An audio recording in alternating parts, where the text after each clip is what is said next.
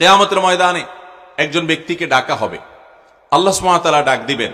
ডাক দিয়ে তার যত কর্মকাণ্ড আছে পৃথিবীতে তার জীবদ্দশা সে করেছে এগুলো সব লিপিবদ্ধ করা হয়েছে এবং সে লিপিবদ্ধ করা দপ্তরগুলো 99টি দপ্তরে পরিণত হয়েছে।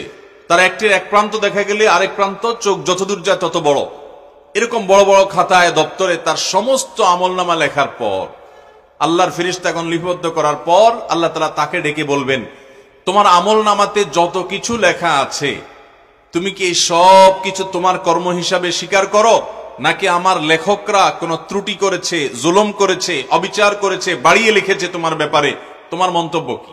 সুবহানাল্লাহ। আল্লাহ তাআলা আহকামুল হাকিমিন। বান্দার বক্তব্য নেওয়ার প্রয়োজন ছিল না, কিন্তু বান্দাকে আল্লাহ রাব্বুল আলামিন তার মুখ থেকে স্বীকারোক্তি নিচ্ছেন যে বান্দা আল্লাহ রাব্বুল আলামিন জুলুমকে নিজের উপরে হারাম করেছেন। তিনি বলেছেন, ইন্নী হারামতু যুলমা আলা নাফসি, হাদিসে কুদসিতে আসছে, আমি নিজের প্রতি নিজে জুলুমকে হারাম করে রেখেছি, অতএব তোমরা একে অন্যের প্রতি জুলুম করবে না। জুলুমের মতো এত ভয়াবহ অপরাধ আরেকটি নেই যে দুনিয়াতে একটি জুলুম আখিরাতে বহুমুখী অন্ধকার হয়ে আবির্ভূত হবে।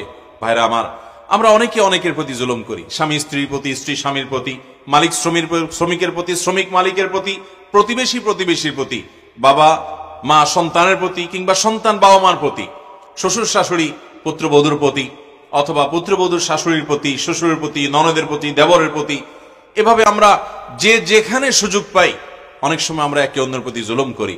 আল্লাহ রাব্বুল আলামিন জুলুমকে এত কঠিনভাবে হারাম করে দিয়েছেন যে তিনি আল্লাহ, তার জন্য হারাম হালাল করার কেউ নেই, কিন্তু তিনি নিজের প্রতি নিজে হারাম করেছেন জুলুম করাকে।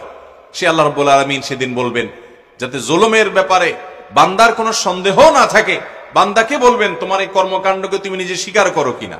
তখন সে লোক বলবে, আল্লাহ আমি স্বীকার করি, আপনার লেখকগণ একটুও বাড়িয়ে লেখেননি, এগুলো সবই আমি করেছি।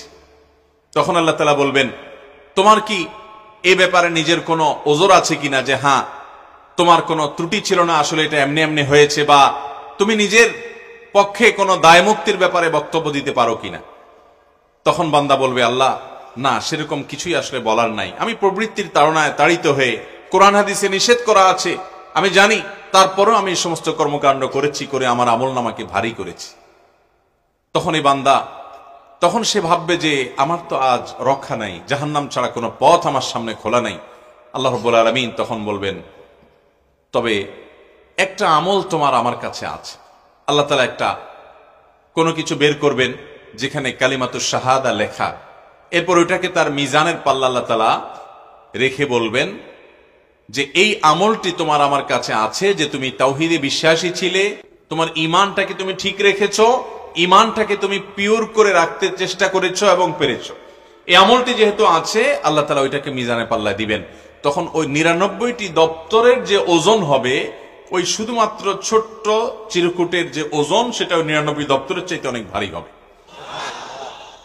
মোহতারাম হাজরিন, আল্লাহর প্রতি ঈমানটাকে যদি আমরা পিওর করতে পারি, বিশ্বাসটাকে যদি আমরা সেই জায়গায় নিয়ে যেতে পারি, তাহলে অনেক গুনাহ, অনেক অপরাধ থেকে আল্লাহ তাআলা আমাদেরকে মাফ করতে পারেন, সেই আশা আমরা জোরালোভাবে রাখতে পারি। এজন্য ঈমানের ব্যাপারে আমাদের বিশেষ যত্ন নিতে হবে। দুঃখের বিষয় হলো, আমাদের সমাজে ঈমানের যত্ন নেওয়া হয় না বললেই চলে। আমরা নামাজ ভঙ্গের কারণ জানি, ওযু ভঙ্গের কারণ জানি, ঈমান ভঙ্গের কারণ আমাদের দেশের ম্যাক্সিমাম মুসলমানরা আমরা জানি না।